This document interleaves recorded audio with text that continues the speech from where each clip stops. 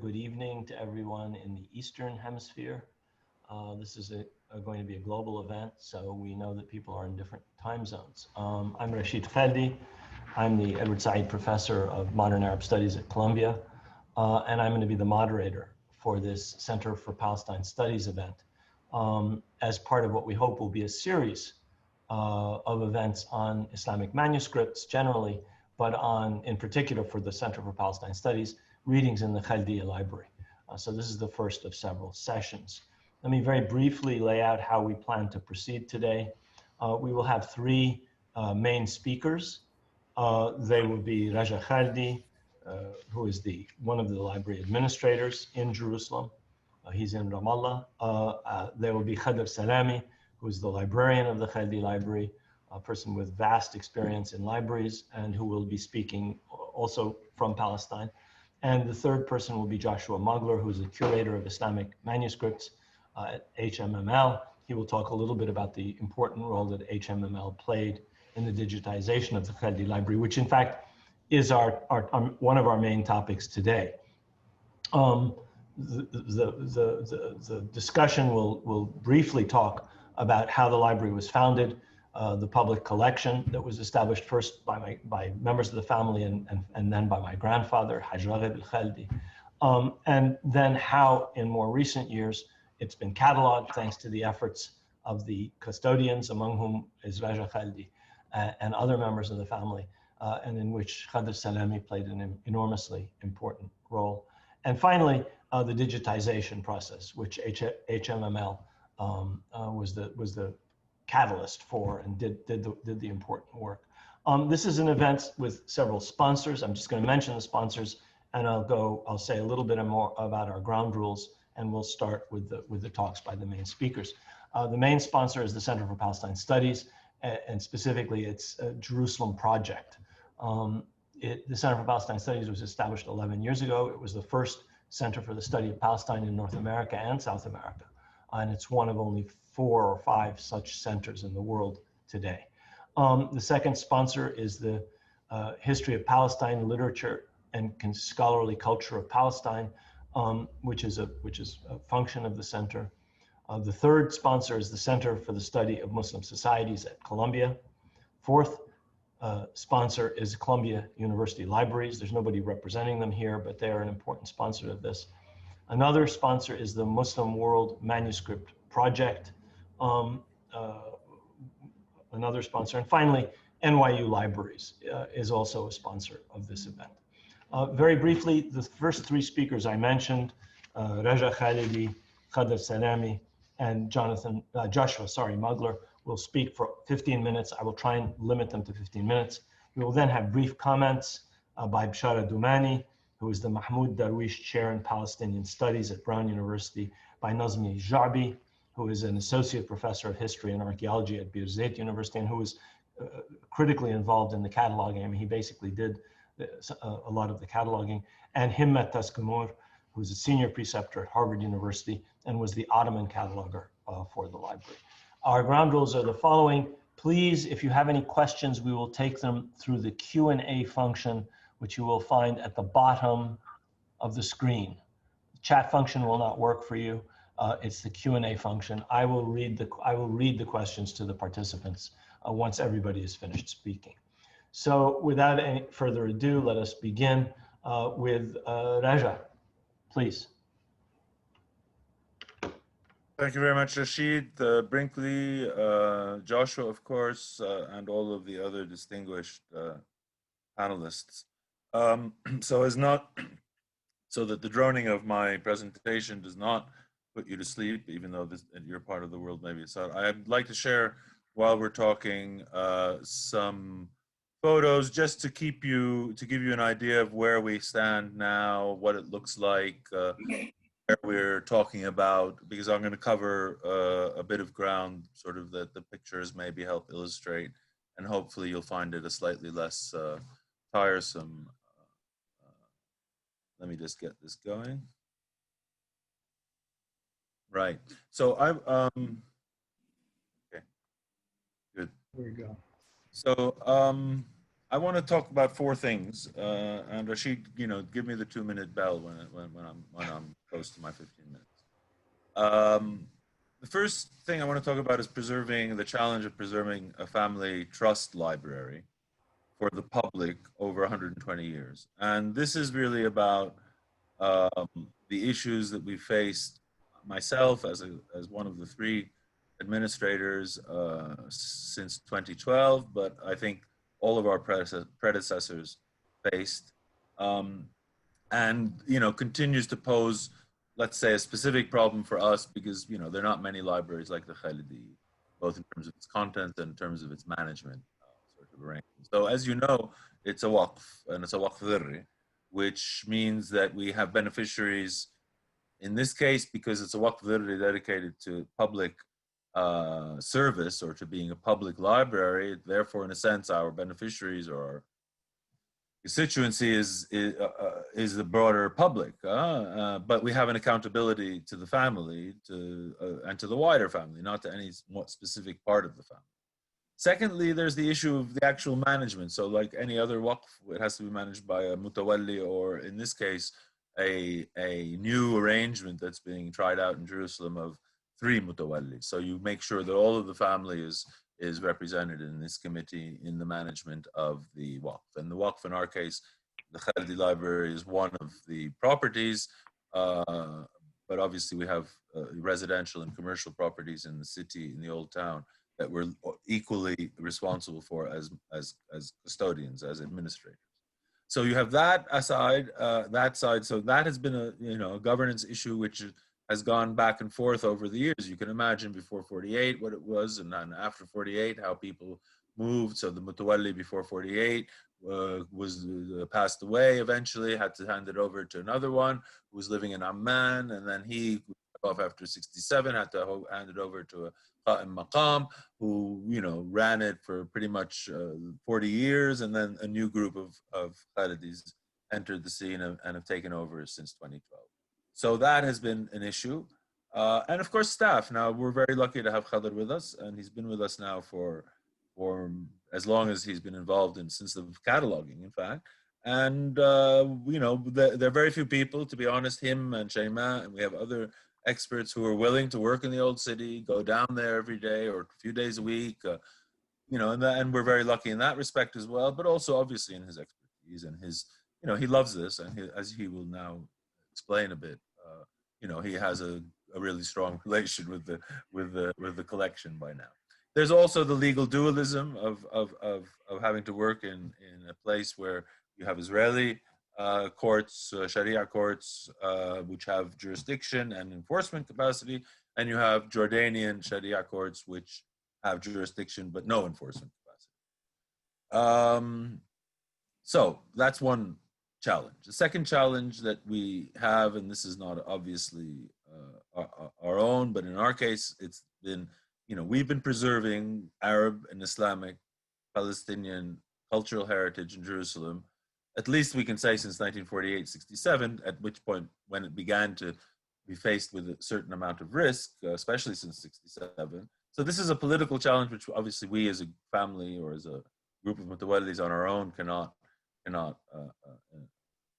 ensure. So we've been basically, this is a collective effort. We're part of a collective effort in Jerusalem. We're part of a collective effort with the family. Since the 1990s, there's the Friends of the Khalidi Library, FKL, established by Professor Walid Khalidi.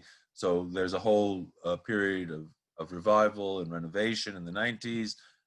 There's a family in Jerusalem that has become increasingly important, including myself, in running the day-to-day, not only the waqf, but the library and making sure it's properly run. And here, we have a family, in fact, an international advisory committee, including family members. So they're very closely involved in all of the scholarly things that we do, from the digitization to the research to the publications that are now coming out, and so on and so forth. Then, of course, there are the donors that have become increasingly important in the Jerusalem landscape, given that there are not very many of them, but they're very concerned with doing something in Jerusalem, and what is permissible in Jerusalem is culture. So in that respect, we've been, let's say, lucky, and especially in the last 5, 7, 8 years, where FKL could not, live up to everything that we needed. We've had donors like the British Council, HMML, the Arab Fund, Ta'awun, most recently Alif Cultural Preservation Fund from Switzerland. So, we've been able to leverage our continuity, our legal status, our professionalism to mobilize the sort of funds to do the sort of things that is my third concern, which is namely the community, and how do you present a set of, let's admit, excuse me, but for me they're obscure medieval documents, right? Handwritten, no less, to a specialist public to begin with, and here you're going to tell us, but that's very important, the specialist public, but in a 21st century mode of operation.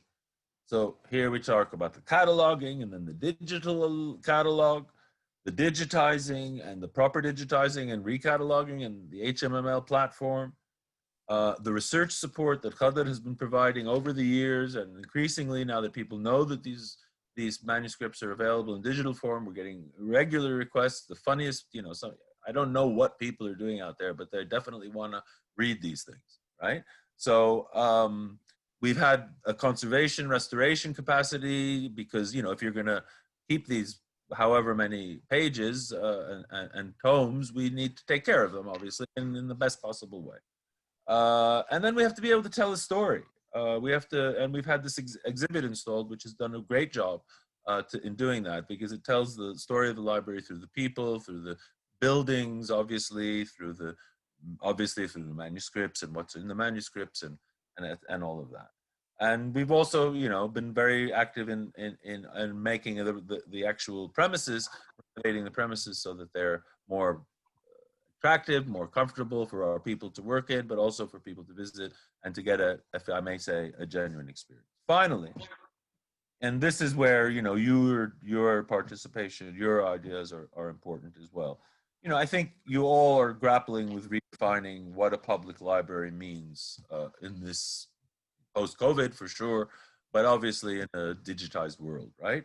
And in our case, what is a public library supposed to be doing, and what can it be expected to do, given that it's really not a public library, it's a private foundation, right? But usually this sort of an institution receives public funding. We don't. We have to get other forms of funding. Secondly, in the age of high tech and instant gratification, one could say, as part of, what do we do? How do you explain to people that, it takes hours and hours and hours to fix this page or to read this text or to understand, the meanings, so, and then how do you become part of the community? So we're not a depository of dead books. We're not actually, though, so obscure, but that's only if people like you come and use this material, come and look at the material, study it, and explain it, and tell us what's in it, tell us why it's important. We had a bunch of French researchers, they came and they looked at our library of our French books, and they found the books, which are largely the books of Ruh al-Khalidi, part of his library, I assume, not all of it.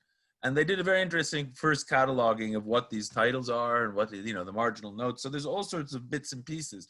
I won't say vast archives, but you can see the books, there's a lot of stories to be told, but it needs people like you to understand what to tell.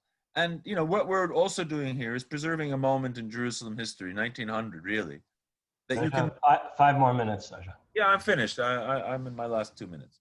We're preserving a part of Jerusalem from the 120 years ago. Really, if you go to the building and you look at the text and you think about all of this and you take it in, you realize that this is a moment that has been preserved almost not in a dead way, but in a vibrant way.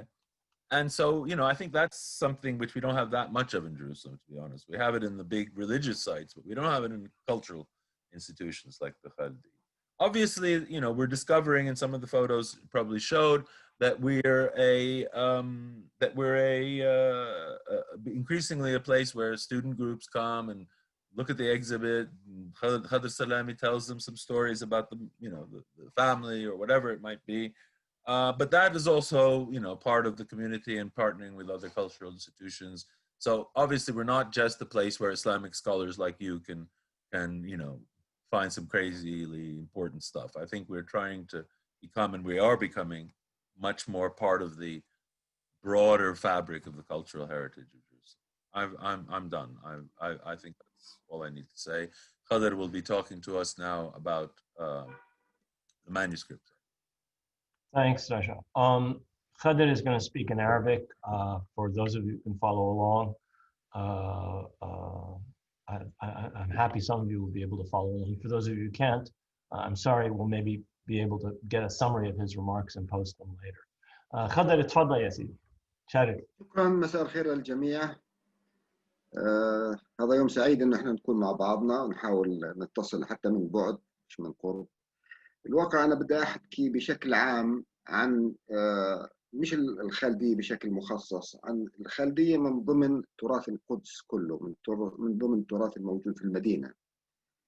يعني الإشكالية اللي احنا بنعيش فيها إنه القدس فيها تقريبا ما يوازي 10,000 عنوان من المخطوطات، توزع على قرون أو عقود مختلفة، فترات مختلفة أيضا. الإشكالية إنه معظم المخطوطات هذه هي مخطوطات تتبع مكتبات خاصة، وبالتالي المكتبات الخاصة هي لا تتبع حكومة، وبالتالي ما في عندها موازنات سنوية اللي تطور هذه المكتبات. عشان هيك دائما في المسيرة تاعتها بتكون مسيرة مش صاعدة، هي مسيرة زي ما تقول تصعد وتنزل زجزاج، زي حسب وضع العائلة، حسب الأفراد، الاهتمام الأفراد العائلة، أو حسب التبرعات اللي بتيجي من الهيئات الأخرى. وهذا أدى إلى أنه إحنا ما في عندنا معلومات كاملة عن تاريخ هذه المكتبات أو مجموعته، لأنه ما فيش متابعة مستمرة على مدى العقود والقرون. اللي بدي أقوله إنه فهرسة المخطوطات، خلينا نأخذ مثل فهرسة مخطوطات المكتبة الخالدية، مش عمل سهل، واتخذ مسار حتى يتم تنفيذه ما ينوف على عقد من الزمن، من جهود كبيرة بذلها أفراد من العائلة مثل أستاذنا وليد الخالدي وآخرين. وهذا العمل أيضا تم بعد افتتاح المكتبة بقرن من الزمن مع مؤسسات أخرى، زي مثلا في برلين، مكتبة برلين الفهرس تاعهم 1880 يعني. فإحنا في موضوع هلا هذا بشير للإشكالية اللي إحنا بنعاني منها في فلسطين بشكل خاص. هذه قضية عامة بحكي فيها، ولكن الموضوع الآخر إنه اللي قامت فيه ال HMML هو عمل ثقافي مميز.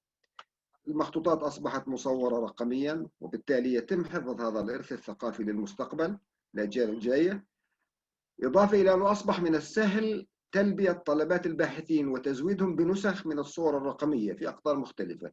وإحنا في خلال من 19 للسنة هذه تلقينا عشرات من الطلبات، سواء من باحثين من أمريكا، باحثين من تركيا، من السعودية، من العراق، حتى من فلسطين، وكنا بنزودهم بكل ما يحتاجون إليه. طبعا هذه قضية اللي ساعدنا فيها هي تصوير الرقمي للمخطوطات. يعني على ما أظن أنه الخطوة القادمة المفروض تكون لل HMML في النقطة التالية اللي بدي أقولها الآن إحنا في خلال 30 سنة تم عمل فهارس مختلفة للمخطوطات. أول فهرس انعمل 1980، هذا لمكتبة الأقصى، 4 أجزاء انطبع منه. آخر فهرس انطبع 2008، يعني أخذ 30 سنة لما طبعهم. تم طباعة الآن فهارس للمكتبة الخالدية، عملوا النظمي، فهرس للمكتبة البدرية، فهرس للنشاشيبي. هذه الفهارس كلها بتشكل تقريبا 10 أجزاء من الفهارس. طبعا هي ليست متوفرة للجميع، هذه مشكلة البحث. عشان هيك أنا بقول اقتراحي اللي بقوله إنه هو يعني إحنا أو ال HMML أو أي مؤسسة لا أعرف، يجب أن تتبنى عمل فهرس قاموسي، ديكشنري كتالوج للمخطوطات المقدسية. هذا مش فهرس بيجي بيشمل اسم المخطوط، المؤلف، الناسخ إذا موجود، وسنة النسخ. هذا الفهرس مهم جدا، لأنه أولا مش كل باحث بيقدر يشوف ال10 أجزاء من الفهارس هاي الموجودة. فإحنا بحاجة لتجميع هذه القضية، زي هذه تجميعها بيتم من خلال هذا العمل. هلا العمل هذا بيؤدي إلى قضية مهمة جدا، إنه أنت بتقدر تعرف ما هي المخطوطات اللي موجودة عندك، بصير العملية عملية سهلة. هلا إذا تم طباعة هذا الفهرس أو الدكشنري كتالوج سهل، مش مشكلة، ممكن عمله وضعه في المواقع المكتبات مثل مكتب الخالدية أو البدرية أو أي مكتبة أخرى من أجل الاستخدام. فهذه قضية أنا بصور قضية أساسية ومحورية، وبظل أنا أحكي في الموضوع زي هذا، هي جزء من الخالدية. ممكن القيام بالمشروع من خلال انه هذا يكون جزء من المدرسة من المكتبة الخالدية او يتبناه من المكتبة الخالدية، لانه احنا لازلنا يعني مضبوط الاهتمام بالمخطوطات في القدس هو اهتمام حديث، خلينا نقول نسبيا مقارنة مع العالم كله، لانه الاهتمام بهذا الموضوع هذا صوت شوي واطي يا خضر. صوتي واطي؟ قرب شوي على الميكروفون. انا بنقرب اللي هو بقرب علي، مش انا بقرب عليه. اللي هو فاحنا في اشكاليه، لان هذه الاشكاليه انه احنا في كل تاريخنا الحديث خلينا نقول ركزنا على الجانب السياسي وتركنا الجانب الثقافي في حياتنا. فبالتالي بتصور في ضروره انه احنا نتجه نحو هذا الموضوع عشان يكون في نوع من التغيير. يعني الامور لا يمكن تكون كلها سياسيه في الحياه، وكل مسارنا السياسي انتم عارفينه اكثر مني وانا ما بديش احكي في موضوع زي هذا. القضيه الثانيه اللي بدي احكي عنها انه احنا في الخالدية تم تصوير كل المخطوطات، تم وضعها على بتأمل في خلال الشهر الجاي أو الشهر، بس القضية تاعت أجلت قضية المخطوطات كلها على الويب سايت تاعنا، لأنه في عندنا كان إشكالية في السيرفر نتيجة الترميمات اللي كانت في المكان. فاذا هذا الحكي ممكن في خلال شهر شهرين ينتهي ونكون احنا المكتبه جاهزه. احنا المكتبه عندنا بعرف رجاء بنفتحها 3 ايام في الاسبوع من الساعه 10 للساعه 3 او للساعه 4 بعض الاوقات، نستقبل وفود مختلفه. قد تاتي هذه الوفود، طبعا احنا ما فيش عندنا امكانيه للفصل، يعني بدي يجي من بدي يجينا عرب، بدي يجينا يهود، بدي يجينا امريكان. هذه مكتبه عامه، والمكتبه العامه مفتوحه للجميع، والموقع تاعها بيؤدي الى كثير من الزوار الواقع، لانه تقريبا عندنا احنا في السنه الماضيه بجوز ما يقارب اكثر من 1000 واحد زاروا المكتبه، سواء مجموعات او بشكل فردي.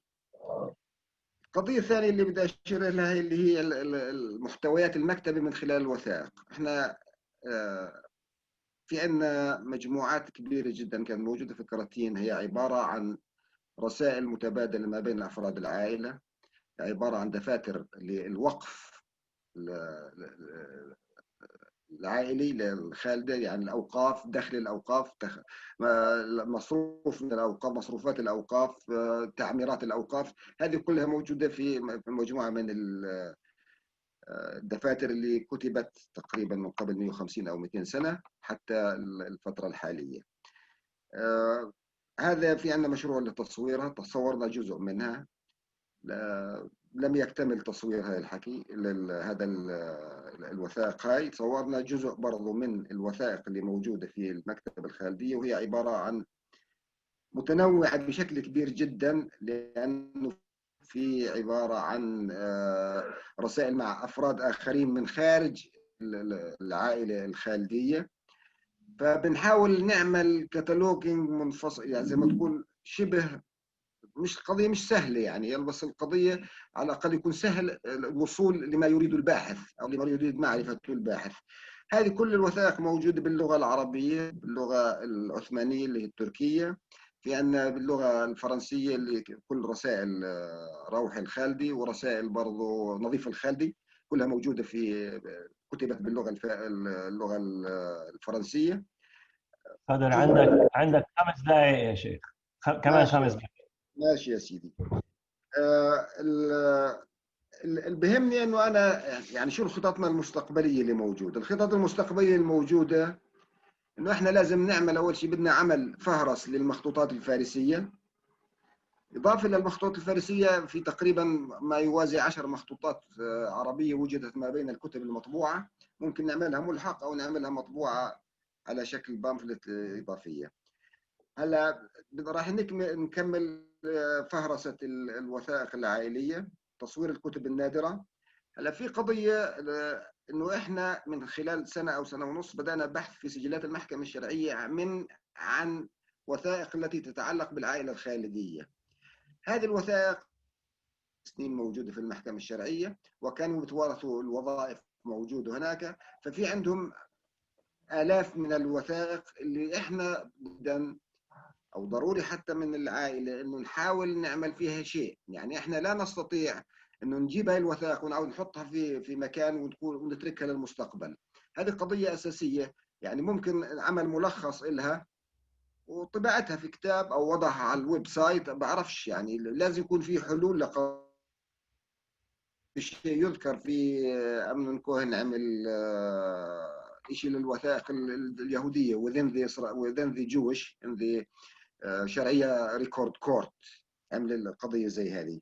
فالبحث ما كملناش، احنا تقريبا في 100 سنة 150 بجوز غطينا 100 سنة 150 سنة على فترات متباعدة وليس متتابعة كمان. فبتأمل انه احنا نكمل العمل هذا. في عندنا القضية الثانية اللي لازم نحاول نهتم فيها ونطورها، اللي هي ترميم المخطوطات. احنا فتحنا قسم للترميم، قسم بسيط جدا، بأمل انه يتم تطويره للمستقبل، لانه احنا هذا موضوع الترميم موضوع حديث بالنسبه لنا كلنا في الشرق، وما بنعرفش عنه ولا شيء. كل ما عملناه انه ان مجموعه طلاب تعلموا في ايطاليا وبداوا يعملوا هنا، جزء منهم بيعمل هنا في القدس. فبتامل انه احنا نطور هذه القضيه. هذا اذا في اي اسئله ثانيه انا جاهز، بس شكرا لكم. شكرا جزيلا قدر على هذا التلخيص لأعمالكم وأعمال المكتبة. شكرا جزيلا. We're going to switch back to English, and the speaker now will be Joshua Mugler, who is the curator of Islamic manuscripts at HMML. I hope you'll tell us a little bit about HMML, as well as the wonderful work that you've done in the Khalidiyya Library. Please, Jonathan, go ahead. 15 minutes strictly. Absolutely. Thank you all so much for being here, and I'm so glad that we can celebrate the digitization of this project, and I'm really glad that it's all online now. So yeah, as you said, I want to give you kind of a brief overview of what the Hill Museum and Manuscript Library is, or HIML, and a little bit about the history and how we came to be involved in this work, and to place the Khalidiyya Library kind of in the context of the other projects that we have digitized and what we're working on now. So let me begin here. So to begin, Himmel is located at St. John's University, which is a small Benedictine abbey and university in rural Collegeville, Minnesota. And in the Cold War arms race environment of the 1960s, some of the monks started to be concerned that a lot of the cultural heritage of their Benedictine brothers in Europe might be wiped out in the event of a potential World War III. And they heard that St. Louis University had recently microfilmed many of the Vatican Library's manuscripts, and they thought that they might be able to do a similar thing with some of the monasteries in Europe. And so the president of the university placed Father Oliver Kapsner in charge of what he called the Monastic Manuscript Project. And Father Oliver traveled to Europe in 1964. This was sort of the beginning of how it was done then. They traveled around Europe in this van. And they faced some initial opposition and skepticism, but they eventually got permission from an abbey in Austria and made their manuscripts the first microfilms in the collection that came to be known as the Monastic Manuscript Microfilm Library. So over the next few years, they microfilmed thousands of manuscripts from monasteries across Austria, as well as the massive collection of the Austrian National Library, which I'll have more on that later. But the project expanded throughout Western Europe. And then in the 1970s, they made contact with scholars and Christian leaders in Ethiopia and began their first microfilm project outside Europe, which created the Ethiopian Manuscript Microfilm Library, which is still an unparalleled resource for Ethiopian manuscripts, but it's on microfilm. So around this time, they also started doing major projects in Malta and other places with kind of closer connections to the Middle East and the Islamic world. The next major transition point in the history of Himmel was in 2003 when Father Columbus Stewart took over the position of executive director, which he is still holding that position. But in the same year, Himmel made the transition from microfilm to digital photography and also began work in the Middle East. So the Greek Orthodox monastery of Balamand near Tripoli, Lebanon, was the first digital project that Himmel did starting in 2003. And was also the first project outside of Europe and Ethiopia. In 2005, the name was changed to the Hill Museum and Manuscript Library to better reflect that it wasn't just a microfilm project anymore, but included digital photography. So where things really get interesting for our conversation today is that for the first years of the digital photography, Himmel's contacts expanded throughout the Middle East, but the project retained the historic emphasis on manuscript collections from monasteries and churches throughout the Christian community of the Middle East. And this network was easiest to tap into due to Father Columba's own monastic affiliation and the history of the organization. So in 2011, this brought Himmel to St. Mark's Syriac Orthodox Monastery in the Christian quarter of Jerusalem. But the Muslim neighbors of St. Mark's, including the Khalidiyya library, found out about the project and expressed some interest in digitizing their own large manuscript collections. So this was Himmel's first step beyond the manuscripts of the Christian tradition. But over these past 9 years, there's been a massive expansion in the scope of our work to numerous Muslim collections and beyond. So we now have major projects underway from West Africa to Southeast Asia, including collections belonging to communities of Christians, Muslims, Buddhists, other traditions. A major grant from the National Endowment for the Humanities went into effect this summer, which allows us to continue the digitization work, but also ramp up the cataloging efforts in a major way. So throughout Himmel's history, it's given priority to collections that were thought to be endangered by conflict or some other threat, beginning from the starting point in the Cold War, as I mentioned. The precise nature of the concerns has shifted over the decades, and there's now so many projects that, some may be less threatened than others, but they create a large corpus of digitized material. So there's kind of two major goals that we have in mind with any digitization work: preservation and expansion of access. So to begin with expansion of access, everything digitized by Himmel is made available online, free of charge, to anyone who creates an account on the site. Ownership rights remain with the libraries that hold the manuscripts, such as the Khalidiyya library, which means that any requests for download or publication or other copyright protected use must be approved by those repositories. So we believe that this is a much better process than the earlier sort of expeditions that brought thousands of priceless manuscripts and other treasures to the libraries and museums of Europe and North America. So with this kind of process, the manuscripts are available anywhere in the world while they remain in the hands of their owners. And we also generally train and hire local photographers for our digitization projects. Now, on the microfilm side, microfilms that were made in earlier decades are available on site at Himmel in Minnesota and can be consulted by anyone. And we have scholarships to support that research, although unfortunately programs are on hold right now due to the COVID pandemic. But scans of microfilms can be requested for a fee.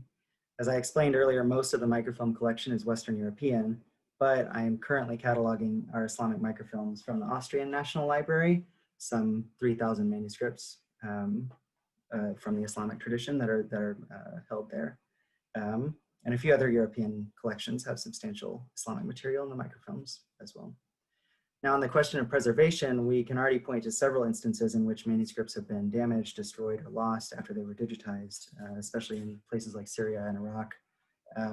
But I would say this is not the only possible outcome, because digitally preserved objects must themselves be maintained. So this is one of the challenges that we face, is we have multiple copies of all of our files, including a copy on a hard drive that's stored deep in a vault in the mountains, but it remains to be seen whether the digital files will, on average, be able to outlive the paper and parchment manuscripts that they're trying to preserve.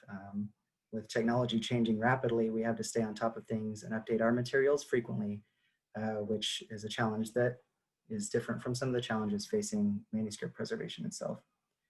This will be an ongoing demand as time goes on, and will require the same sort of care and attention that has been spent on preserving these manuscripts over the centuries.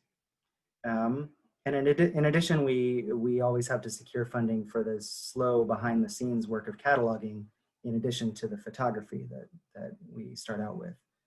So fortunately, the grant I mentioned from the NEH has made a big contribution to our capacity for carrying out that work. So now that I've given you some overview of Himmel's history and work, I want to focus on sort of the Khalidi library and some related collections. So from nothing 10 years ago, our Islamic collections have grown enormously. We've digitized hundreds of thousands of manuscripts from Timbuktu, Mali, through our partnership with the Savama DCI Foundation. And a few thousand of these are now fully cataloged and online. Work continues on both photography and cataloging there. And we also host the images from the Zaidi Manuscript Tradition Project at the Institute for Advanced Studies in Princeton, which brings together thousands of digitized manuscripts from the Zaidi community of Yemen, some of which are still in Yemen and some are in other libraries throughout Europe and North America. And we also host images of Islamic manuscripts from Indonesia through our partnership with the Dream Sea project. And as I already mentioned, we have microfilm manuscripts, Islamic manuscripts from Vienna and elsewhere in Europe. And so we have some digitized Islamic manuscripts from Harar, Ethiopia, and the surrounding area. We have photography ongoing right now in Karachi, in Damas, Libya, and also at the Umari Mosque in Gaza, to bring things back to the Palestinian situation. So this is all in addition to the manuscripts of texts by Muslim authors that are found scattered through the Christian collections that we have digitized. Joshua, 5 minutes. Thank you. So to turn to the Jerusalem collections, I've already mentioned that our work began with St. Mark's Monastery. And we also have digitized the collection of St. Anne's Seminary. So we've got those two Christian collections. But on the Islamic side, there are 4 Jerusalem collections, of which the Khalidi Library is the largest. We've also digitized the Buderi Family Library, which is fully cataloged and available online. We have the collection of the Asaf Nashashibi Center for Culture and Literature, much of which is the former property of the Husseini family, and that's partially online. We're working on it right now. More being cataloged every day. That collection should be complete within the next few months. And then our smallest Jerusalem collection is from the late Abdulaziz al-Bukhari at the Uzbek Cultural Center, and we plan to have it cataloged and online shortly after the Nashashibi collection. So these collections have significant overlap, but it's also possible to see the unique elements of each collection due to the affiliations and interests of each family or individual collector. So one might have more Hanafi texts, more Shafi'i, more interest in Sufi traditions, that sort of thing. The Buderi Library has strong collections of Shafi'i material, but also kind of a surprising amount of Maliki and other North African manuscripts. In the Khalidi Library, we see a good amount of Ottoman Turkish, as some people here have already worked on substantially, along with Persian and a little Kurdish. And this all testifies to connections between Jerusalem and the other centers of the Ottoman world, such as Istanbul and Cairo. Each collection contains rich resources for the study of Palestinian Islam, especially in the Ottoman period. Local authors from Jerusalem, Al-Khalil, Ramla, and Gaza are well represented with texts on law, theology, Sufi thought and practice, numerous other topics. The Buderi Library holds 2 copies of a text about the Holy Land in Palestine, while the Khalidi Library addresses local issues in many of its manuscripts. There are 2 texts by Muhammad al-Khairi, a local scholar who intervened in a controversy over church renovations in Jerusalem in 1671. We also have a medieval text on the virtues of Jerusalem and Al-Khalil in the Khalidi collection, a history of the conquest of Jerusalem. We have Abdul Ghani an-Nablisi's account of his journey to Jerusalem. And many of the legal texts also comment on local issues, such as a fatwa by Muhammad al-Khalili that discusses the soap-making industry that was so important in Ottoman Palestine. So you really see, just as Raja was saying, there's a moment in time that's preserved, but really many moments that kind of create this whole historical vision here. And the manuscripts themselves tell stories as well, such as the 60-volume set of the Sahih al-Bukhari that was endowed to the Dome of the Rock in 1454 and is now in the Buderi collection, which is available online. So I'm so happy that these collections are now available for anyone to explore. Now, as I wrap up here, I want to just give a brief sort of overview of how to get there to the manuscripts. If you go to vhmml.org,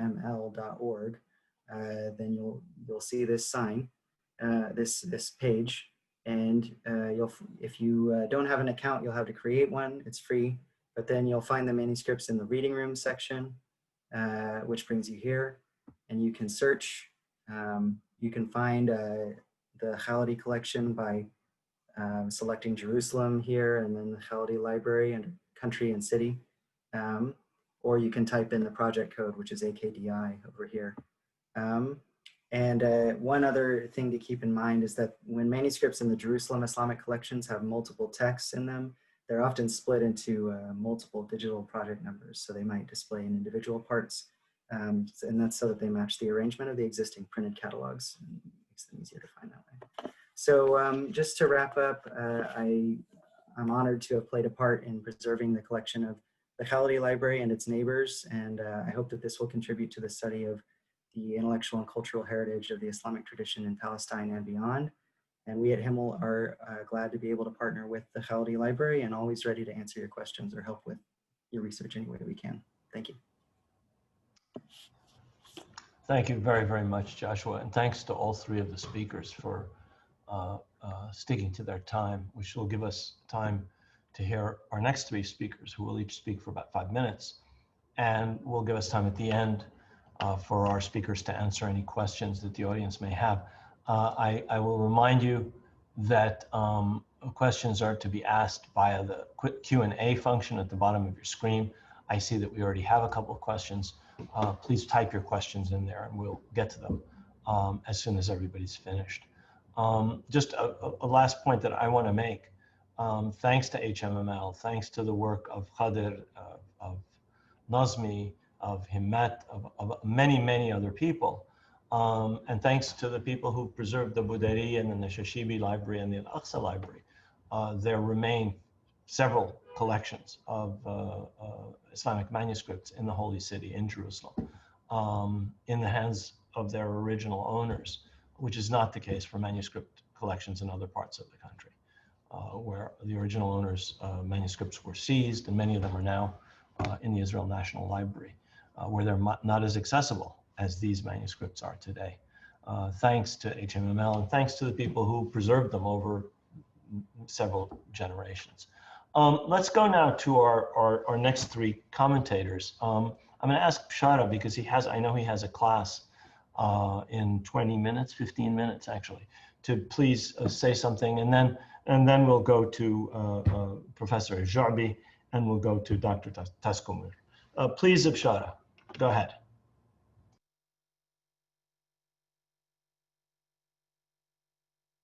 You are still muted, Shara. Thanks. Thank you, Rashid, and thank you all for allowing me to be to participate in this terrific conference or workshop.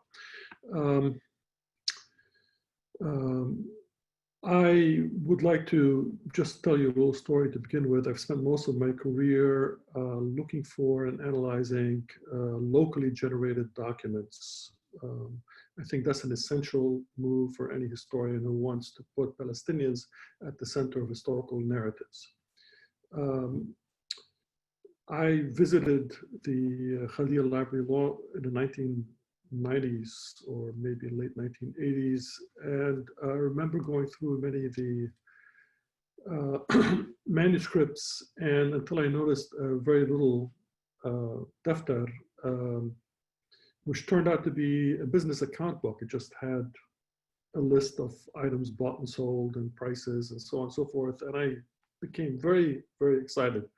This is because while I can tip my hat over and over again to the shiny objects in the room, the manuscripts, etc., I do believe, at least for the purposes of my own work, that these more vernacular documents, the documents that have to do with personal letters, business account books, contracts that were not registered anywhere else, etc., can tell us a lot that is normally about things that are normally hidden in the history of the Palestinians. So I would like to push here just a little bit to say that I have some questions about what kind of vernacular documents can one find in the library. I've heard Khader say that they have many, many boxes of personal letters, WAF documents, etc.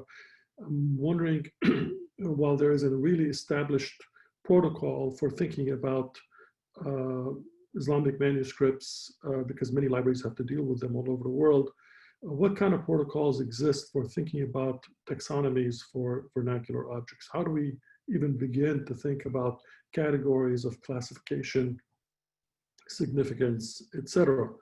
I do hope that these will be digitized fully, if the, that a lot of thought would go into how to think about representing them. So this is one issue. The other I just want to bring up very quickly is that, of course, there are tremendous challenges to preserving traces of the past for stateless people. They don't have the resources, opportunities, and especially those like the Palestinians who are still living under an ongoing settler colonial project. At the same time, the silver lining, of course, is that through a variety of individual and collective efforts all over the world, there is a kind of democratization of Palestinian archival collections that are closer to a people's collection rather than a government collection. And I think there are some advantages to that. And here, therefore, I would just raise one additional issue, which is it's very important to that this effort go beyond Jerusalem. Most of my work has been outside of Jerusalem, especially in Nablus. And what I've noticed is that a lot of local mosques, especially the ones that were established in the late Ottoman period or earlier, have their own collections that have not received the kind of attention that they need. And of course, ulama families also have their own collections. And there, from what I've been able to see, not only do they keep all sorts of documents that have not occurred to many of us about their existence. We're constantly surprised to find things that we never expected to see. But even among the shiny objects, manuscripts, etc., there's all sorts of marginalia and commentaries and personal stories sometimes written on the margins that are very important to take a look at. And so I would recommend perhaps taking a look at Michel Rothtrieu's theory about the question of power and knowledge when it comes to writing history. He talked about how there are many steps from fact creation to fact assembly to fact retrieval, and then kind of analysis or writing historical narratives, each of which he argues is a bundle of silences. So in thinking about putting together some sort of a history of this library, how it came to be, and what are the theoretical and methodological issues that have been used to create a certain kind of categorical order to this library, that we think about that through how that in itself also produces a number of erasures and silences and what those may be. And again, basically theorizing every step of that process, including, to the extent that we can, what the Khalidis themselves thought is important to keep, not to keep, how that changed from one generation to the other or between different branches of the family, and how that was informed by the fact that they were professional record keepers in the sense of their involvement in the Islamic court. So I'll leave it there, and thank you very much for including me. Thank you very much, Bshara. Let's go to Nazmi. Nazmi Jarbi was involved in and in fact is the author of the original catalog. I understand you're going to talk about personal notes about the collection, but please go ahead. نظمي تفضل بالإنجليزي أو بالعربي زي ما بدك. but بالإنجليزي أو بالعربي you'll have to take mute off. You'll have to unmute yourself so we can hear you. Yes, now, good evening, everybody. Shara already mentioned one of the points that I want to elaborate a little bit about it, which is the personal notes on the manuscripts. You know, during the cataloging of the manuscripts, I was so fascinated from the personal notes, sometimes more important than the manuscript itself, the notes of the reader or his personal life as it appears, who was born and when, who came, the letters he got from whom, etc. A lot of fascinating information was there. I remember I've collected all of these notes in order to be part of the catalog. Unfortunately, the publisher decided, or the editor, whatever, decided to drop all of these notes away. And unfortunately too, that at that time we were in the pre-computer period. So I don't have even records of these notes. Maybe one day it has to be again digged up, and a fantastic study can be done only on the personal notes, which contains a lot of information about the Khalidi family and its different branches where everybody was there. The second point that I want to mention is the geography of the manuscripts. You know, most of the manuscripts contained information about who bought them. Sometimes you could see that each manuscript went through several hands. Sometimes it was sold in Damascus, rebought in Cairo, and then brought to Jerusalem.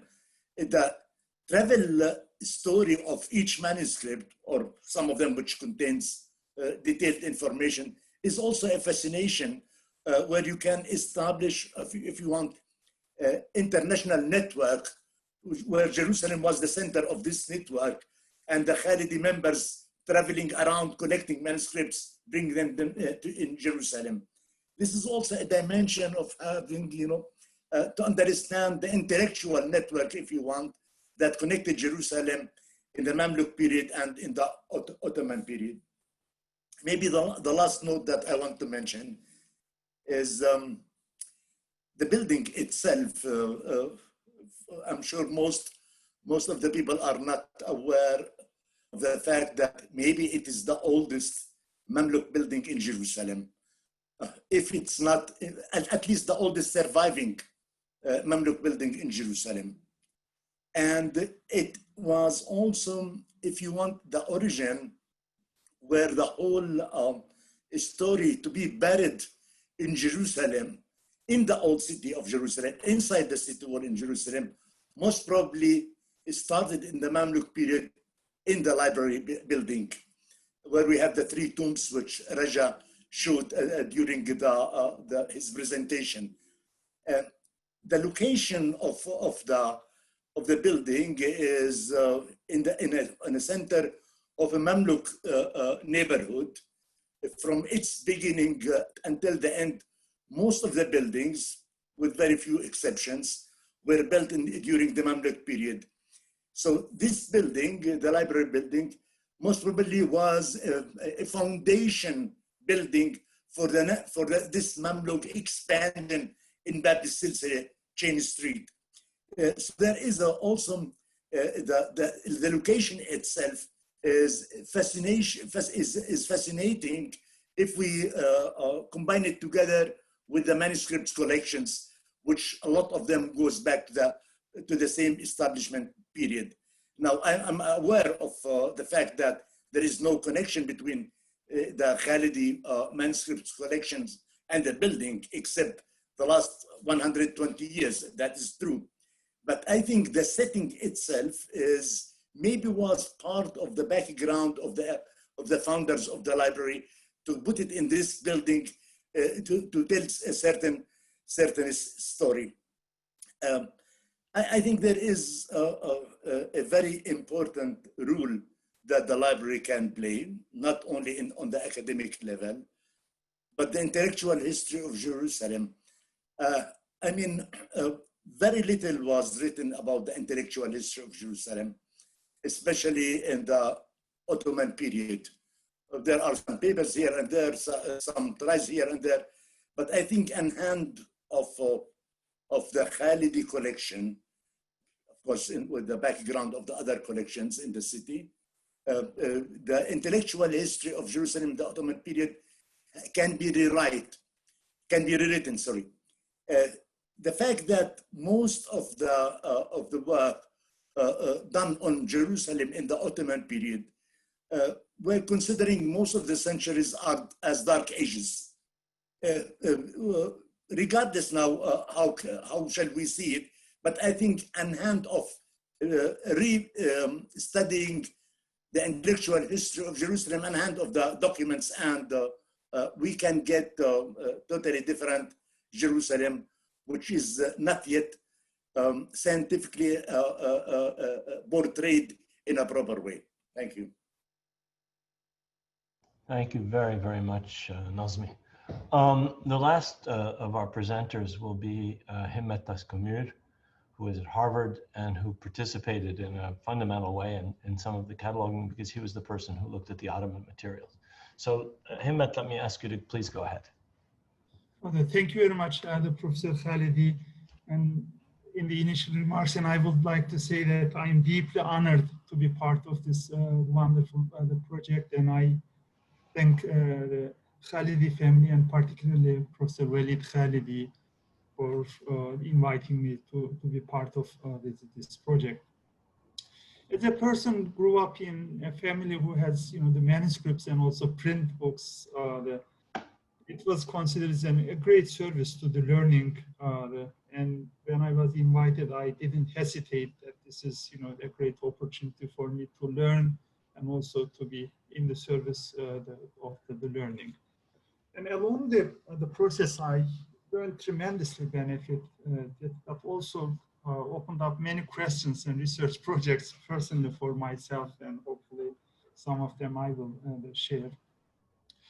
Today we are talking about the Khalidi Library as the 20th century institution, but one has to think of the Khalidi family that has a long history stretching back to the Mamluk time. They were the chief Hanafi judges in Mamluk Cairo, starting with the Abu Sadat and the Deiri.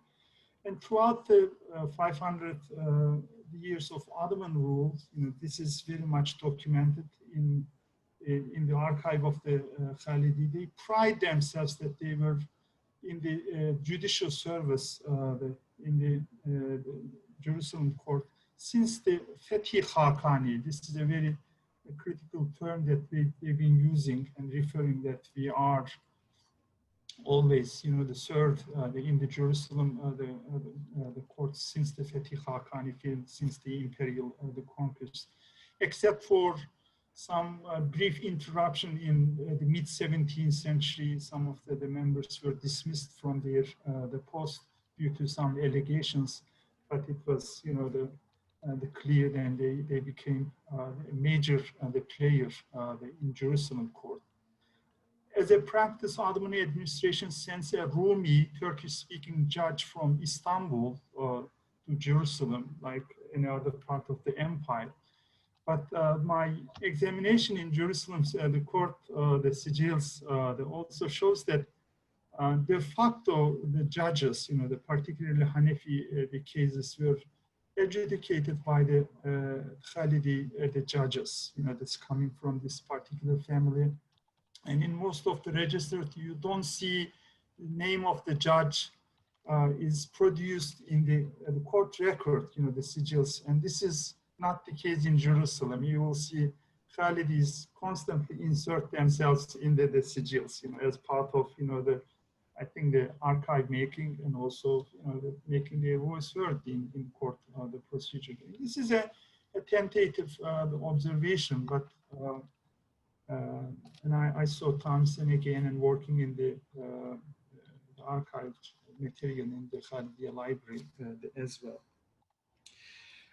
Another issue, and I think how this library came to be, the one has to check the Jerusalem court tereke registers, especially when the member of Khalidi, and I use the Ottoman term Khanedan, it's the large, the ulema, notable families, of course, inheritance were split and shared among other properties, and books also, play a significant the role. And we may also check how much of them, they survived and ended in the current collection, and how much also lost during this long period of the time. So when I look at the Khalidiyya library, I see this is primarily, and I'm speaking mostly from the legal history point of view, is a working library of Hanafi scholars, and other schools, the primary works are there, but this is primarily Hanafi, the library, as far as the legal materials are the concerns.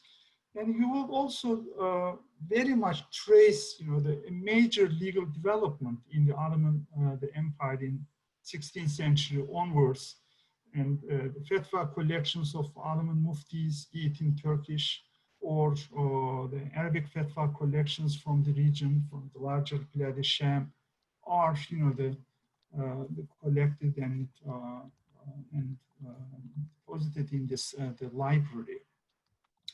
And I'm more familiar with the Turkish and Persian material, which I was given a task of the completing a project that initially started by Professor Barbara Kemner, now emerita from the Bamberg University.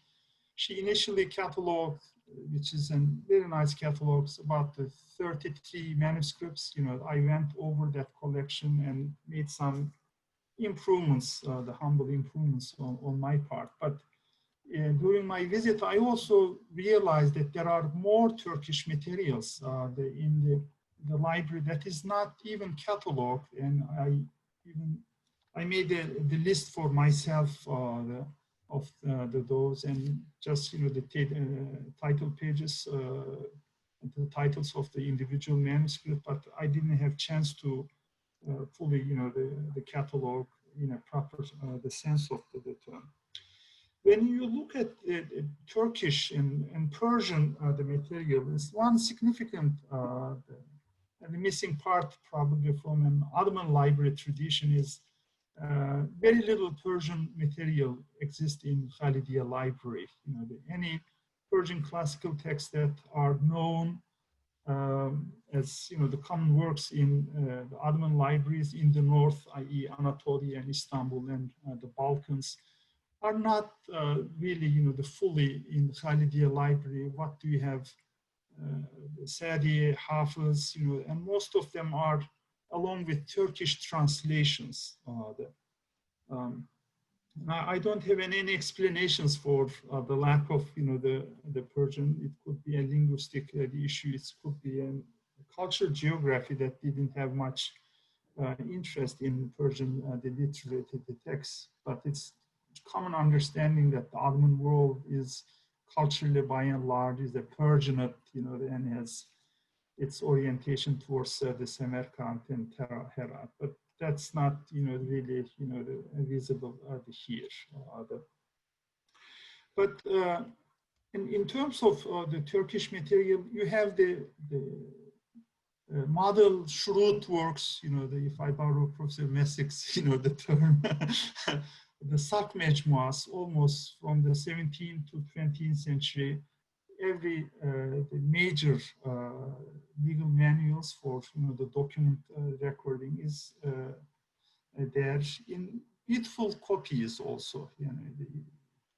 And how these books ended up in Jerusalem, by what means that they were acquired, that's a further question to be examined. So law codes, that is another material is from 16th century onwards. Major Kanun Names of the Ottoman Empire has copies there. In 2 minutes, 1 minute, and I will finish this one. And it's been also raised, but there is a large number of documents on Ottoman documents, both in the library section, but at the hands of the family members. I think these also needs to be fully cataloged and the digitized the studies. It's a tremendously rich collection. I can go on and on, but I will stop here, and perhaps in Q&A we may tease out some of those questions. Thank you so much, Himmat. Maybe one more remark, Professor Khalidi. In the roundel, that's in the entrance door, there is a Quranic verse. It says, "The fiha kutubun qayyimah." I think that's an important Quranic verse over there. It connects with the Ottoman library tradition. In 17th century onwards, the buildings established in Istanbul has that Quranic verse as an inscription, in there. And I will share one image. Oh no, it's gone.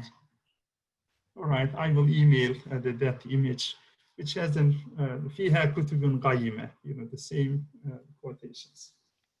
Thank you, Himmat. And thanks to all of the presenters for the quality of their presentations, but also for maintaining the strict time limits I put on them. Let me just say one thing. Several people have mentioned Walid al-Khaldi, the person who really launched the process of restoration of the library was Professor Walid Khaldi, who first mobilized the resources and the family interest in helping the members of the family in Jerusalem who were in charge at the time. This started decades ago, in the 1980s, in fact. And since then, he has been the person who has probably done more than anybody else. Many members of the family, many others who are not parts of the family. Nazmi, Khader, and Himmat are only three of the people who have worked for many years on and in the library. But the person who really initiated it and oversaw it and was the dynamic force behind the restoration of the library was our cousin Walid al-Khaldi, Professor Walid al-Khaldi. Okay, we have questions, and I'm gonna ask different people to answer different parts of them. The first question is, what was the profession of Ruh al-Khaldi, and how did that result in all of these manuscripts in different languages? I'm going to answer the first part of this because I've written a great deal about Ruh al-Khaldi myself, but I'll leave the second part of it to Khader Salami to talk about how the manuscripts were collected. Ruh al-Khaldi was a scholar who studied and later taught at the Sorbonne, but also studied in Istanbul at the Milkiye and at other institutions of higher learning. He later on became Ottoman Consul General in Bordeaux, where he wrote a number of works on literature, on history, on politics. He has a book on the Eastern Question. He has a book on literature. He has a number of works, including an unfinished work on Zionism, which the Khaldi Library will be publishing very, very soon. It was unpublished at the time of his death. He returned to Istanbul in 1908 after he was elected to the Ottoman Parliament, Majlis Mabasan, as a representative of Jerusalem. He served in that capacity until his untimely death in 1913. So that's who Ruh al-Khaldi was. He was a scholar, he was a politician, he was a diplomat, and he was a parliamentarian. Khader, would you like to say a few things about how the different manuscripts were brought together in this collection, please? تفضل. إذا الصورة مجمدة شوي وما في صوت. هلا فيه؟ تمام.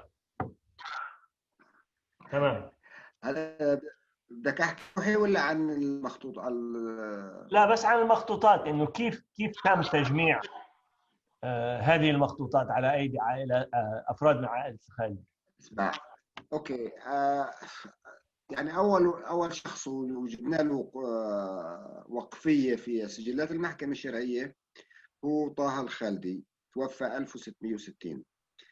هذا اوقف تقريبا 110 كتب، ووالده ذكر اسم والده في الوقفيه مجموعه من الكتب، وايضا نسخ جزءا من الكتب من المخطوطات في الخالديه. الآن المرحلة يعني شوف، معظم المخطوطات اللي موجودة في المكتبة الخالدية هي تجميع من الأفراد العائلة، هذا شيء واضح جدا. هلا في فترة لاحقة في عندنا سجلات احنا لكتب روحي الخالدي اللي تبرع فيها للمكتبة، كتب يوسف ضياء اللي تبرع فيها للمكتبة، كتب نظيف اللي تبرع فيها للمكتبة، إضافة إلى المجموعات السابقة اللي هي صنع الله، اللي أوقف صنع الله ومرته أوقفوا جزء من المخطوطات اللي موجودة في المكتبة. هذه الأجزاء كلها تم تجميعها. الآن من الصعب طبعا أن نفصل، نقدر نعرف تماما تحديدا، رغم أنه ورد في الوقفيات قديش شو اسماء الكتب اللي اوقفها مثلا طه الخالدي، شو اسماء الكتب اللي اوقفها صنع الله الخالدي. هلا اضافه الى بعض الكتب المنفرده البسيطه جدا، يعني عده 5-6 مخطوطات او 7 مخطوطات لمجموعه من الافراد. كل واحد، الاشكاليه اللي كانت موجوده عندنا انه احنا في الفتره العثمانيه الانسان عندما يتوفى الكتب تصبح إرث للعائلة أو للأفراد. هذا الإرث بتم بيعه وتوزيع المردود المادي. إذا وجد أحد من أفراد العائلة يريد أن يأخذ هذا المجموع فهو يتنازل عن حصته، بيعمل نوع من الحسابات المحددة على أساس يقدر يأخذ المخطوطات هو وتصبح ملك له. بس في الأكثر في الأغلب دائما أنت تجد سوق للكتب. يعني آخر شيء أنا شفته لواحد توفى في الرملة عنده بجوز 20 كتاب، ما لقوا حدا يشتريهم في الرملة، فنقلوا الكتب لوين؟ ليافا، وتم المزاودة على الكتب وبيعها في يافا. فبالتالي القضية كانت عبارة عن سوق، ناس عندهم اهتمام. هلا أنا بصور الخالديين الاهتمام عندهم نتيجة وجودهم في المحكمة، نتيجة عملهم الطويل في هذه المحكمة، فهم بحاجة للكتب وبحاجة لهذه المخطوطات. فكان بيتم دائما من هؤلاء الناس اللي موجودين شراء المجموعات اللي او الحصص اللي من اللي بتتوفوا وبضيفوها لكتبهم. شوف انا بدي ارجع على شيء بسيط ثاني، انه روحي الخالدي من خلال السجل المحكمة الشرعية عرفت انه هو توفي في اسطنبول. واين دفن؟ في مقبرة حجر، مش عارف ايش اسمها، نسيت انا الاسم المقبرة هناك. وقلنا اذا واحد سافر على اسطنبول ممكن يبحث عن القبر تاعه، لانه يوسف ضياء برضه عمه دفن هناك في نفس المنطقة هناك. فهذه المخطوطات انا منين جبتها او منين نعرفها؟ احنا بنعرفها من خلال سجلات المحكمة، من خلال الوثائق، مش من هلا فترة لاحقة. احنا بنحكي عن يوسف ضياء وعن روحي، هذول موجودين تم سجلات وفي عندهم كتابات للموضوع في المخطوطات هذه تاعتهم. ولكن الفترة السابقة السجل هو المرجع الأساسي للمخطوطات اللي موجودة في المدينة. حتى المخطوطات العائلية، المكتبات العائلات الأخرى نفس القضية، ينسحب عليها ما ينسحب على المكتبة الخالدية. تمام شكرا. There's a question about, there are several questions about different materials in the library, and maybe I should clarify. The library contains several categories of materials. The first are the Islamic manuscripts. These are what have been cataloged and digitized by HMML. Okay. Secondly, there are printed books, many of them very old. In other words, some of the earliest printed books in the Arabic language. There are copies of them in the library, as well as the personal collections of all the people we've mentioned, Ruhi al-Khaldi, Yusuf Diya Pasha al-Khaldi, Nazif al-Khaldi, the books that they collected, the printed books from the 19th and early 20th century. Thirdly, there are personal documents, the correspondence and diaries that Khadr and other people have talked about. Fourthly, there are the fragments of documents that were discovered in the Tadkhiti, in the area above the roof, a Ganiza-like collection of materials. And so I want, one of the questions has to do with how these things have been cataloged. Maybe Raja, you can talk a little bit about aspects of that, and maybe Joshua, and then maybe Khadr can come back at the end and say a few words about the dish, about the fragmentary materials, okay? So please, Fine, Raja, then Joshua about the process of digitization, and then Khadr about the fragments. Yeah, so let's just, as you mentioned, let's just briefly focus on the manuscripts. So the manuscripts, as you've said, have all been digitized except for the Turkish and the Persian, all the Arabic language, and there is now the HMML not only online viewing possibility, but as a registered user, you can actually look through the whole manuscript. And we have a we're very satisfied with the protocol we agreed with HMML, whereby they do not distribute our manuscripts, but we do. So registered users who want a copy, we can provide those through the website, through the Khalidiyya library service. That's one point. Now, in addition to that catalog, the Ja'bi Salami catalog information has been entered meticulously into which will soon be an online Khalidiyya library, let's call it. It's a local library cataloging system which now has all of the manuscript catalog information, but also the book catalog. So the printed book catalog has also been put into this system, as well as the non-Arabic books, which are those that I mentioned earlier, mainly Ruhis and Yusuf Diaz. Now, that is a searchable, will be a searchable online full reference almost catalog for the manuscripts and the printed books. As for the archives papers, as Khadir mentioned, we have done some selective digitization thanks to the capacity we now have to do it whenever we need for anything we need, be it books, printed archive material, etc. Some of that, as you know, Rashid and others, has been used for some first archive research. Khadir did a very interesting article on the marriage of Thuraya al-Khalidi. So what we heard earlier from Bishara about social history, I'm so excited to hear that. And what Nazmi was saying about intellectual history, I mean, there really is, there's so many ways you guys as historians or as specialists in this sort of rare materials can make use of this material. So you've seen in our presentation, we have a lot of spaces, we have workspaces, we have, we're taking care now of all the books. They're now on proper shelving. Obviously the manuscripts nobody touches them anymore, thank God. So we don't need to bring them out to show to people. We have an exhibit that shows the replicas, and we have the online. So really everything in that respect is now the next phase that was mentioned by Khadir of working on the archives and other people's archives and other people's manuscripts is perhaps something, yes, I think we're ready to do. I just want to, because of Himmat's mention of Fiha Kutub Qayyima, this is the prototype, I would still say, of the next Khalidiyya library website, which hopefully by December will be online. And as you can see, we have prominently figured the Fiha Kutub Qayyima, both graphic as well as in the sign on the front page of the. So you'll see that'll have something about the library, the collections, the publications, library services, photo gallery, family history. It's a new design, and I hope it will be a much more accessible than what we currently have. So that's what I wanted to say.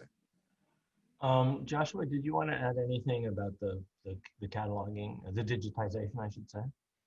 Yeah, as you've already alluded to, we have digitized the manuscript section of the collection, not the printed books or the archives.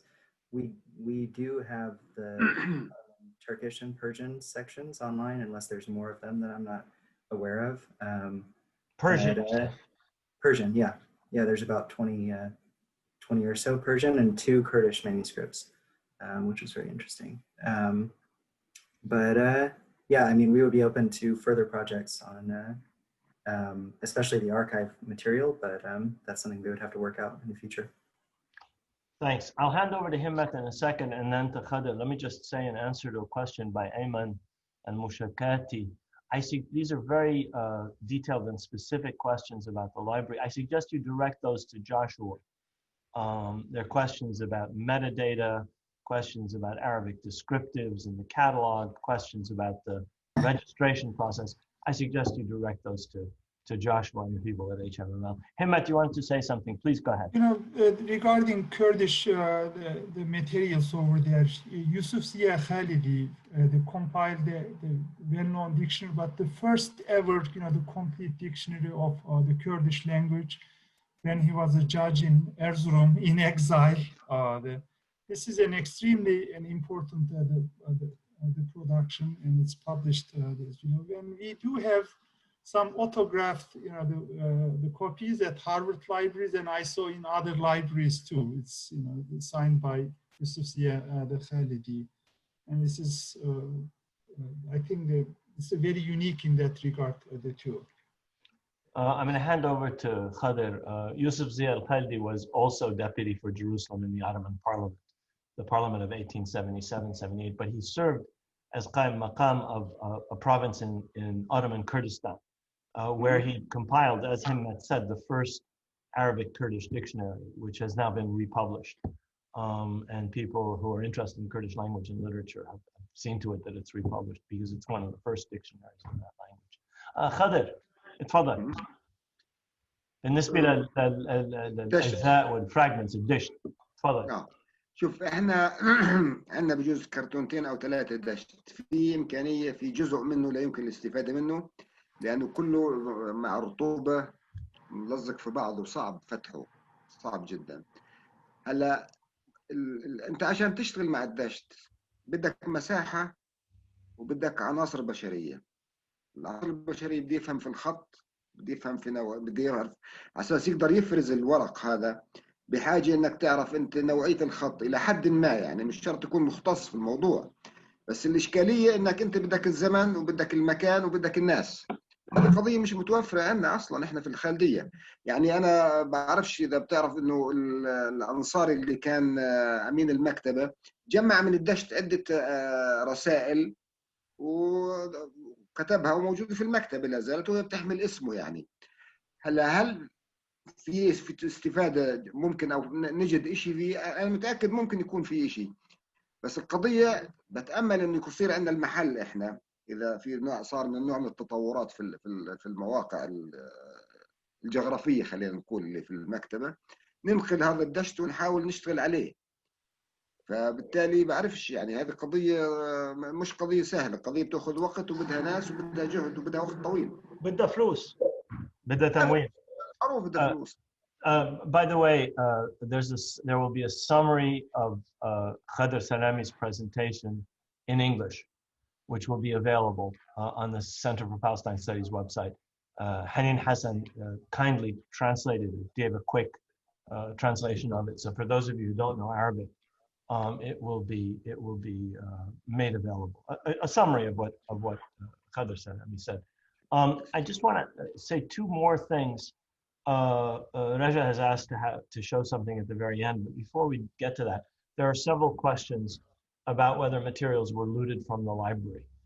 As you may know, libraries all over West Jerusalem, in Jaffa, in Haifa, in Tiberias, and in other towns and cities of Palestine were looted in 1948, and many of the manuscripts that were seized were collected in the abandoned, the so-called AP section of what is now the Israel National Library. Abandoned property. It wasn't abandoned. It was looted, actually, property. The people were forced out and then the materials were looted. There's an interesting article in Haaretz recently about the looting process generally. None of the materials from the Khadi Library were looted. The Khadi Library was in the old city of Jerusalem, and fortunately nothing has happened to them except the wear and tear of generations and centuries, which we've now, as best possible, stopped.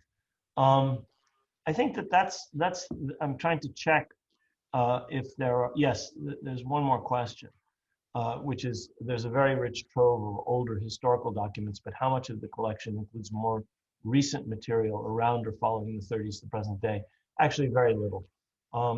The value of the collection lies in in Islamic manuscripts first, and in the collection of books and some of the personal documents of people who helped to put together the library in the 19th and the early 20th century. And so for a historian of the 19th and 20th century like myself, or Shada, a social historian or an intellectual historian of those early periods up to the 30s and 40s, the library is of value. And for students of Islamic history and Islamic religion, the manuscripts themselves are of great value. But for the history, since the 1930s, I would say there's not very much of value in the library. Okay, we're coming to the end of our time. I wish we had more time to answer questions.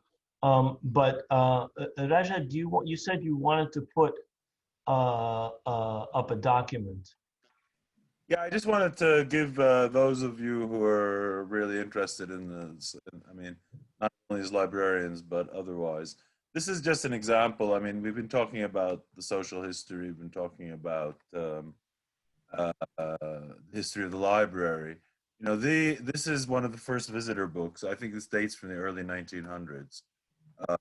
And I don't know, Khadir, I've asked him, and, you know, he can tell you, and, you know, some of you know is, but these are all sorts of tributes and descriptions of the people who visited. This is an early 1900s. I think this one is a bit later, but you can see it's all done very, very carefully, and you know, there's history there that is yet to be read about. Let's say this is a more recent one. I just saw the name. Go back a page.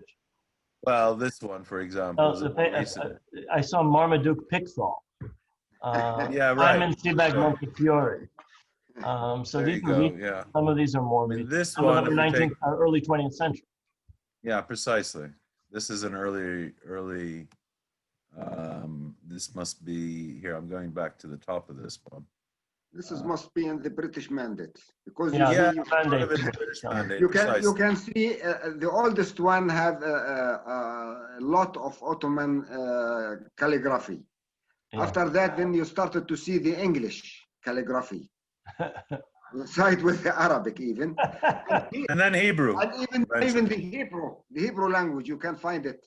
There is a lot of scholars from Hebrew University coming to the library and using the manuscript of the library, actually. Okay, well, thank you. Anyhow, that's wonderful. That's actually very revealing. I want to thank all of the participants. We unfortunately have to bring this gathering to an end. I want to thank Raja, of course, and all of the Metwalis in Jerusalem, and all of the people in the family who have contributed. For many years, much of the resources were contributed by members of the family. As Raja mentioned, we now have wonderful support from outside sponsors, including, by the way, HMML, which gave us much of the equipment that's been used there, and to whom we're very grateful. But the members of the family raised tens and tens of thousands of dollars that have kept the library going at different periods. I want to thank the other participants. I want to thank Joshua. I want to thank Khadir, especially our librarian.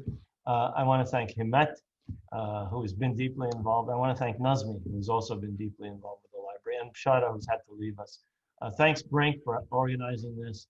Thanks to all the participants. We still have almost 60 people, which is amazing after an hour and a half. People usually can't stand more than an hour of Zoom, but we've managed to retain 3/4 of our... Libraries are coming back. It's the COVID impact. I guess it is. I guess it is.